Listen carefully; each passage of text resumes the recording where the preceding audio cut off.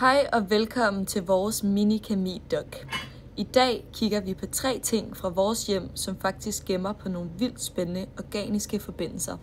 Tro mig, det er mere juicy end det lyder.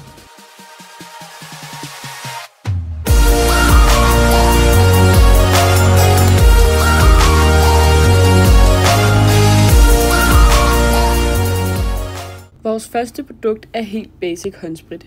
Det indeholder etanol, som er en alkohol. Alkoholer har en OH-gruppe, som gør dem ret gode til f.eks. at dræbe bakterier eller opløse ting. Derfor fungerer håndsprit. Det er ikke magi, det er bare kemi. Vores næste produkt er nejlakfjerner, og ja, den lugt af acetone, som er en keton. Ketonernes kendetegner er C=O-gruppe midt i molekylet, og det gør dem vildt gode til at opløse organiske stoffer som nejlak. Vores tredje produkt er eddike. Det indeholder etansyre, som er en carbonylsyre. Carbonylsyre har en COOH-gruppe, og det er det, der giver eddike sin syrlige smag og lugt.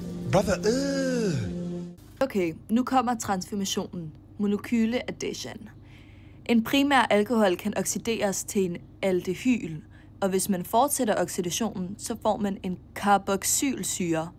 Så man går altså fra alkohol, aldehyl til carbolsyre.